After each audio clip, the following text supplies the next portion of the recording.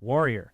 Tom Hardy and Joel Edgerton starred in this MMA family drama that combined emotional depth with authentic fight choreography. Yet it became one of 2011's biggest box office disappointments. Released September 9th, 2011, with a $25 million production budget, Warrior featured Hardy as Brendan Conlon, a former MMA fighter turned construction worker, and Edgerton as Tommy Conlon, his estranged brother, with Nick Nolte as their alcoholic father. Directed by Gavin O'Connor, who had previously worked with the studio on Pride and Glory, the film opened to $5.2 million domestically, significantly underperforming expectations, despite landing number 3 that weekend. Despite a strong A cinema score from audiences, it fell 45.4% in its second weekend to $2.6 million. The final domestic gross reached only $13.6 million against its $25 million budget, with $10.5 million internationally. Its 139-minute runtime allowed limited theater showings per day, reducing per-theater averages. Lionsgate announced losses between $40 and $50 million for the quarter after this, and Conan the Barbarian flopped. Currently holding a 7.2 IMDb rating with significant cult following, Warrior demonstrates the disconnect between audience appreciation and box office failure. This is a valuable teaching moment about how great films can be invisible at multiplexes, but find devoted audiences later through streaming and word-of-mouth. Children of Men. Alfonso Cuarón directed this visually groundbreaking science fiction film with a budget exceeding $72 million. Yet it became one of the most criminally overlooked films of the 2000s, despite critical acclaim. With a budget ranging from $72 to $76 million, making it one of the most expensive underperformers, the film was released December 25, 2006 in limited release, expanding to wide release in January 2007. The domestic opening reached only $501,003 in limited release, but a strong $31,312 per screen average encouraged expansion. The film expanded to 1,209 theaters, earning $10.1 million in its third weekend, placing number 3 behind Night at the Museum and The Pursuit of Happiness. The final domestic gross reached $35.5 million, with international earnings of $34.4 million, $70.6 million worldwide. The 109-minute running time, with an R rating, limited family audiences during the holiday release.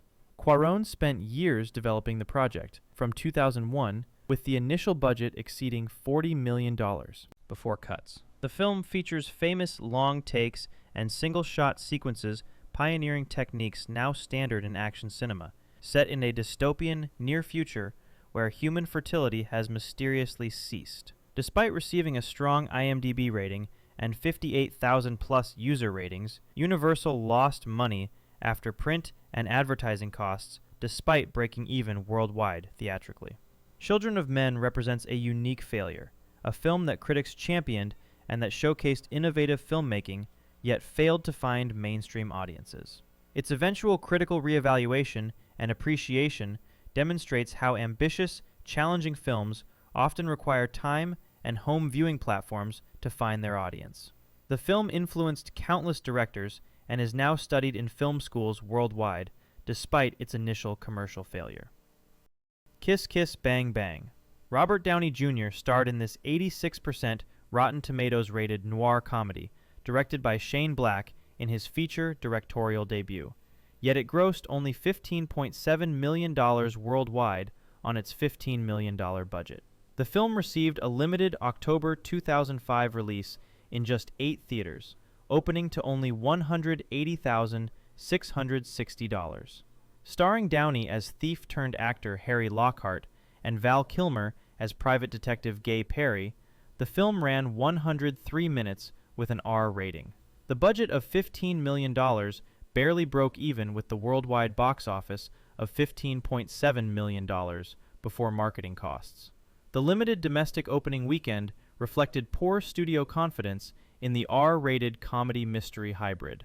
Currently holding an 86% Rotten Tomatoes score from critics who praised Downey and Kilmer's chemistry, the film helped spark Downey's comeback that led to his Iron Man casting in 2008.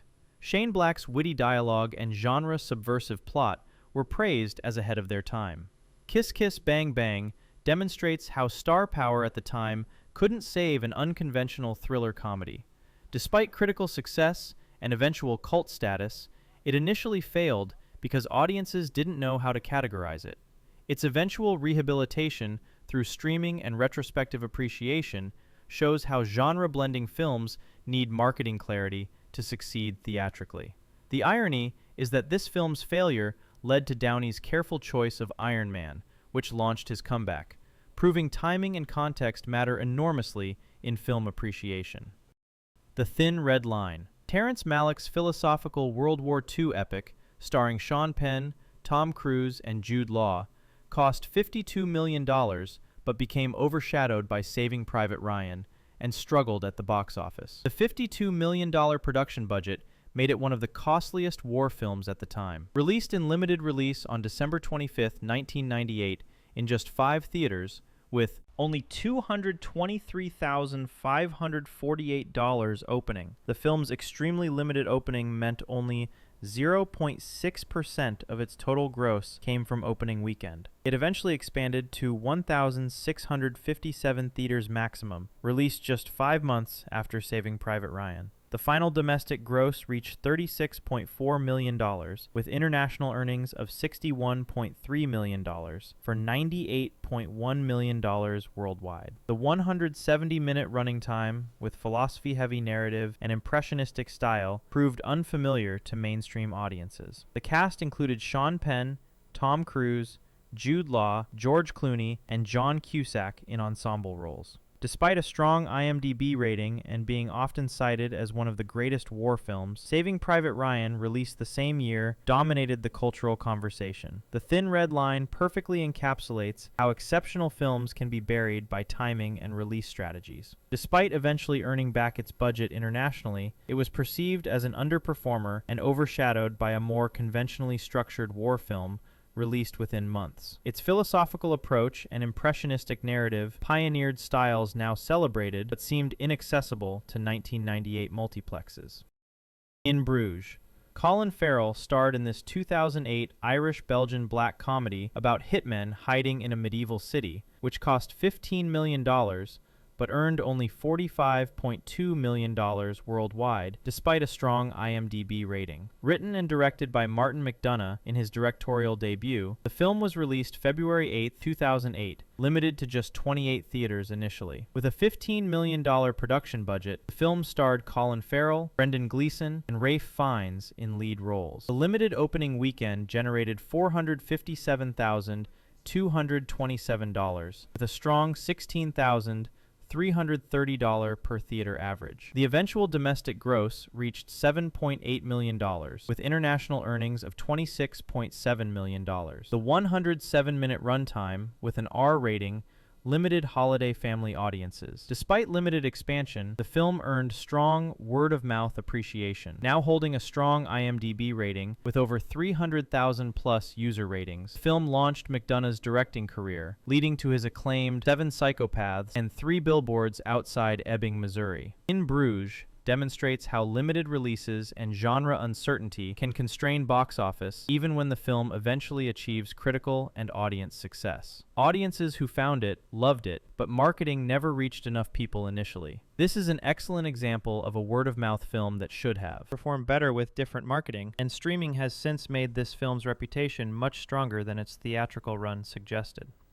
Wind River. Director Taylor Sheridan's Wind River from 2017 addresses violence against Native American women with starring roles for Elizabeth Olsen and Jeremy Renner, yet its box office underperformed despite critical acclaim. With an estimated $11 million production budget, relatively lean for a serious drama, the film was released August 4, 2017, in limited release, with $161,558 opening in just 32 theaters. Jeremy Renner starred as wildlife tracker Corey Lambert, with Elizabeth Olsen as FBI agent Jane Banner. The limited opening weekend led to eventual expansion, reaching $33.8 million domestically and $44.2 million worldwide. The film earned an 87% Rotten Tomatoes critic score and 90% audience score, despite its limited theatrical footprint. The 107-minute runtime addressed systemic violence against Indigenous women. Written and directed by Taylor Sheridan, fresh from success with Sicario and Hell or High Water, the film maintained a strong per-theater average during expansion, indicating strong audience reception when shown. Now frequently appearing on underrated film lists years after theatrical release, the film remained on Netflix's top 10 years after streaming acquisition, finding belated popularity. Wind River exemplifies how important social commentary and authentic performances can be overshadowed by poor theatrical distribution. Despite being a commercially viable film with strong per-theater averages, limited release strategy kept it from reaching wider audiences. Its subsequent success on streaming proves demand existed. Theatrical distribution simply failed to capitalize. This is a more recent example, showing that underrated films continue to happen despite modern marketing sophistication, with the irony that social relevance films addressing overlooked communities face overlooked theatrical strategies. Frailty. Bill Paxton's directorial debut, Frailty, from 2002, featured Matthew McConaughey and a shocking twist ending. Yet the film grossed only $17.4 million worldwide, despite an $11 million budget and strong critical reception. The $11 million production budget was funded by Lionsgate, in their largest in-house production at the time. Paxton's directorial debut also featured his starring role, playing a religiously obsessed father. Released April 12, 2002, the film opened to $4.2 million domestically. Matthew McConaughey and Powers Booth starred in supporting roles, with McConaughey as young Fenton Mikes. The 121-minute running time featured psychological horror elements. The domestic gross reached $13.1 million, with international earnings of $4.3 million, totaling $17.4 million. The advertising budget contributed to box office challenges. The shocking twist ending became polarizing, with some finding it predictable and others brilliant. The current IMDb rating reflects strong appreciation from viewers who discover it. The film explores genetic mental illness and religious delusion more than the twist itself. Paxton's performance was noted as compelling by critics. The film influenced subsequent psychological thrillers and twist-ending narratives. Frailty demonstrates how marketing challenges can fail even compelling directorial debuts. The film's failure wasn't due to quality but to poor advertising strategy that failed to communicate what the film was. Its delayed appreciation through home video and eventual cult status shows audience quality eventually matters, but theatrical windows offer limited recovery time. Bill Paxton directed only one other feature film after this, Larry Crown, in 2011, suggesting how commercial failure can impact creative careers. Or High Water. David Mackenzie directed this modern-day Western bank robbery film with Chris Pine, Ben Foster, and Jeff Bridges on just a $12 million budget, yet it remained largely overlooked at the box office. With an extremely lean $12 million production budget for a drama featuring major stars, the film was released August 12th through 14th, 2016, with a limited opening in 32 theaters, generating only $621,329. The film stars Chris Pine as Toby Howard, the planner, Ben Foster as Tanner, his brother, and Jeff Bridges as Texas Ranger Marcus Hamilton. Written by Taylor Sheridan of Wind River and Sicario fame, the film earned Jeff Bridges an Oscar nomination for Best Supporting Actor, despite its limited release. The eventual domestic gross reached $27 million, with international earnings of $10.5 million, totaling $38 million worldwide. 128-minute runtime featured a tense cat-and-mouse narrative. The limited release strategy of 32 theaters initially kept mainstream audiences unaware. Word-of-mouth strength during expansion indicated audience enthusiasm despite limited initial footprint. Now considered one of the best westerns of the 2010s, the film frequently appears on underrated lists. Hell or High Water proves that even films receiving Oscar recognition can be theatrical underperformers due to release strategy. Its late expansion and limited initial footprint prevented mainstream awareness despite quality that eventually earned critical accolades. It exemplifies how art films get limited releases while they deserve wide ones. The paradox of how Oscar-nominated films can be underrated is worth exploring, as this film was critically acclaimed yet remains underdiscovered by general audiences who found it on home video or streaming. Ronin.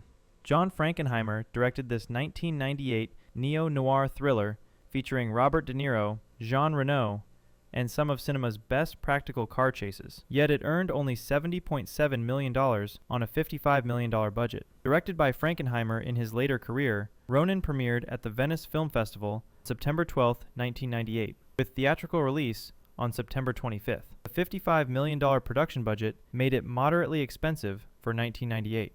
The film starred Robert De Niro, Jean Reno, Tasha McElhone, Stellan Skarsgård, Sean Bean, and Jonathan Pryce. The opening weekend generated $16.7 million from 2,643 locations, placing number 2 behind Rush Hour. Film dropped to 5th place in its second weekend, and 7th by its third weekend. The final domestic gross reached $41.6 million, with international earnings of $29.1 million, totaling $70.7 million. The film featured 2 of the greatest practical car chases ever filmed, in Nice and Paris. Hiring actual stunt professionals for chase sequences demonstrated commitment to practical filmmaking. Currently holding a strong IMDb rating with appreciation for action sequences and De Niro and Reno chemistry, Ronin demonstrates how even exceptional technical filmmaking can't guarantee box office success when marketing and word of mouth don't build momentum.